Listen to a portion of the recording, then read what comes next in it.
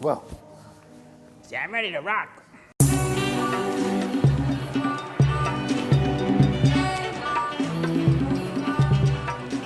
Everybody, welcome to episode 5 of In the Moment with Dr. Brett Jones. Today I'm joined by Willow Jones. This is my baby, and she's getting her 6-month checkup today. And so for those of you that have never seen a child get adjusted, it does look a lot different than an adult getting adjusted. And it's so important for the neurological development of these kids and their overall well-being and function and expression in this world to get them checked regularly. And so this little one has been checked about every other week to a month since she was born. If you've never seen her first adjustment video, I believe she was 48 hours old or something like that. We do have that available. Check out the Source Chiropractic's YouTube page for that. But today, let's kind of show you what I'd be checking on her today. And so for checking the little ones of this age, I like the football carry. So we're here, and sometimes you gotta bounce with them, sometimes you gotta move with them, and so we'll figure it out. But we're just gonna start just doing a little bit of sacral palpation, and then we can move our way. And she's actually got a real dynamic, sensitive, adapting, integrating nerve system. Those are the things that we want. But what I'm going to be checking primarily is a little bit of a wiggle of her sacrum and checking mainly for cord tension. So cord attaches at the bottom of the spine, high, and to the upper neck.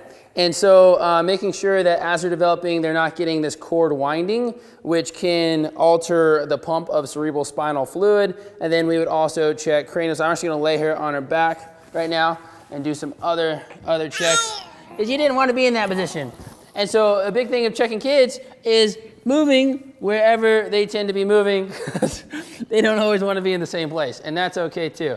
So, wow, and she's obviously learned how to roll over at this moment, and so she's a pretty active child and happy baby.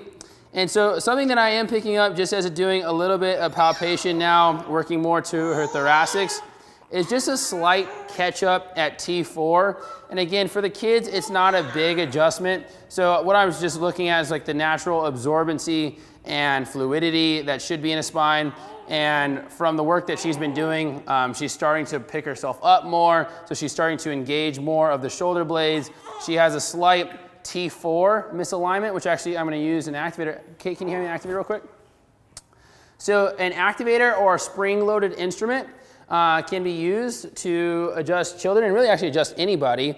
And what's sweet about these things is that you can modify how much impulse actually goes in. And so this would be super light, like you barely feel it. But what it does, it actually delivers a really quick impulse to the system that helps the system reorganize. And you say, well, why? Well, both the muscle spindle and Golgi tendon organ respond to a quick stretch. And then you also have mechanoreceptors of the joints that send information to the brain, letting your body know where it's at in space. And so for little Miss Willow, we're going to be adjusting the T4 TP on this right side. And I'm actually going to do a little bit. She's holding her head up pretty well. Just using my thumb and going right on top of my thumb. Super easy, barely feel it. And then we'll have her stand up, bounce around, and see if she can wiggle it back in place.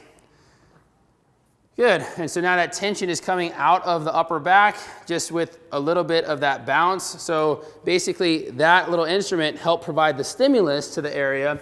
Once the stimulus was there, you know, baby, child, human being, pet, I mean, all things that have nerve systems can then adapt. And so then providing a little bit of movement for some integration. Hi. So that she can wiggle it out on her own. I'm going to put her back on her back real quick. So you can also do some things, bring the legs up to check how much cord tension there is. Her cord feels really good. And I was gone this last week, and so I think she's excited to see me. I'm excited to see you too. And then actually we're going to flip her over the other way. I'm going to check her neck out real quick. Hi, boo-boos. Hi, boo-boos. Where are you going? Where are you going? You can tell she loves being on her back now. Not really at all. Actually, let me go up to another position. You don't want to be there? Okay, come on. Oh, this is an important thing. For the babies that you have wearing headbands, it's important to be able to make sure that they're not too tight.